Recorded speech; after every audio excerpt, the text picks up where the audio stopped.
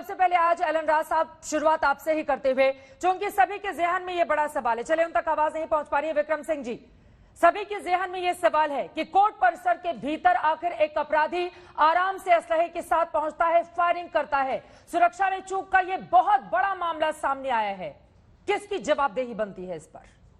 चित्रा जी, चिंता स्वाभाविक है, जिम्मेदारी सीधे पुलिस की है और पुलिस के जो स्थानीय अधिकारी कर्मचारी थे, पहले तो मैं उनकी त्रुटियों के बारे में कि जो उनकी स्क्रूटनी, जो चेकिंग होनी चाहिए थी, उसमें और सुधार की जरूरत है।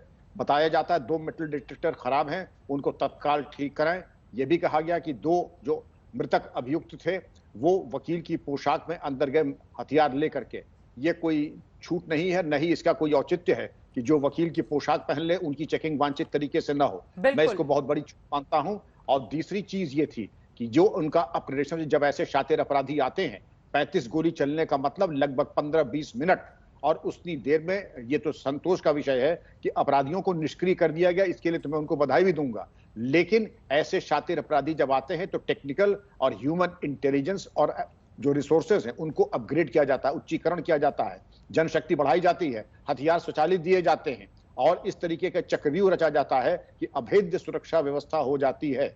और अभेद्य सुरक्षा व्यवस्था में आपको मैंने 4 कमियां गिनाई। उम्मीद करता हूं कि ये चौथी घटना है रोहिणी कोर्ट की। बिल्कुल, वकील बताते हैं कि चौथी घटना है। अगर चौथी घटना है तो हमने लगता सबक पहले नहीं लिया, जिसकी वजह से आज ये दुर्घटना हुई है। कई और मामले सामने आ चुके हैं, लेकिन यकीनन आज की तस्वीरों ने फिर से सवाल खड़े कर दिए हैं कि सबक आखिर क्यों नहीं सीखते इस तरह की घटनाएं जब बार बार होती हैं। एलन राज साहब, आपके पास आते हुए, आप पूर्व डीसीपी हैं राजधानी दिल्ली के, अब यकीनन इस तरह की तस्वीरें सुरक्षा व्यवस्था में कोताही, भारी चूक का अब सवाल देश के सामने खड़ा करती हैं कि कोर्ट परिसर के भीतर जहां पर सेशन जज की मौजूदगी हो, भारी तादाद में वकीलों की मौजूदगी हो, वहां पर जाकर अपराधी इस तरह से अंजाम देता है। कम से कम वो अपने मकसद में तो कामयाब हो गया।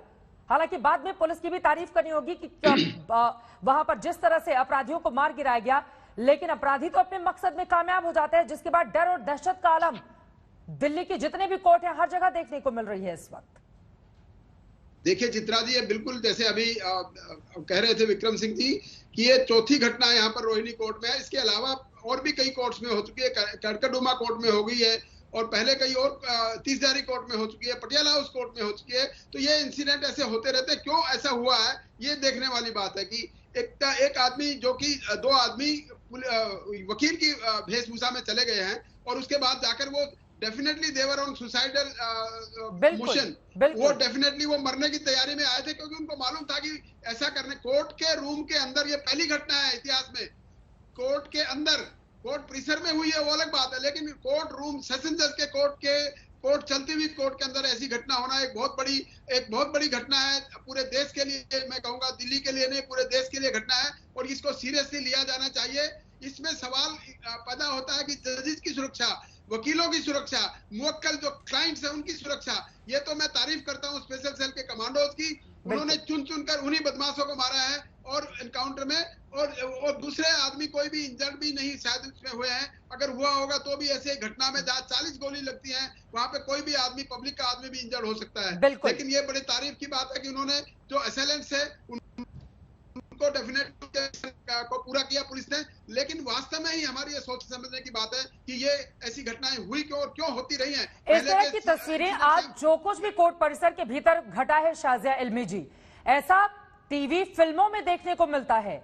वास्तव में यकीन करना मुश्किल है कि कोर्ट परिसर के भीतर घुसकर जहां पर एडिशनल सेशन जज की मौजूदगी हो, उनके सामने अगर इस तरह की वारदात को अंजाम दिया जाता है, किसकी जवाबदेही बनती है इस पर? बिल्कुल सीधे सीधे पुलिस की बनती है जवाबदेही। इसमें बहुत ही बड़ी एक कोताही है, बहुत ही जबरदस्त लापरवाही, मतलब मुजरिमाना लापरवाही से कहेंगे, आप क्या कह सकते हैं। ये बहुत बड़ा ब्रीच है। कैसे वो जो लोग थे बाकायदा हथियार के साथ, मेटल डिटेक्टर्स की नाकाम करने की वजह से बाकायदा हथियारों से लैस आए, वकीलों के कपड़े पहनकर आए, बाकायदा शूट आउट हुआ, कोर्ट के अंदर हुआ। इससे ये दिल दहलाने वाली ये घटना है। और मुझे लगता है वकीलों के लिए भी, जुडिशियल ऑफिसर्स के लिए भी, आम लोगों के लिए भी ये कहीं भी हो सकता है। क्योंकि हम तो हर जगह देख रहे हैं अगर मेडल और ये बहुत ही अफसोस की बात है कि ऐसा हुआ है। और मुझे लगता है कि इससे फौरन ना सबक सीखने की जरूरत है, बल्कि मुझे लगता है ऑलरेडी बहुत देर हो गई है।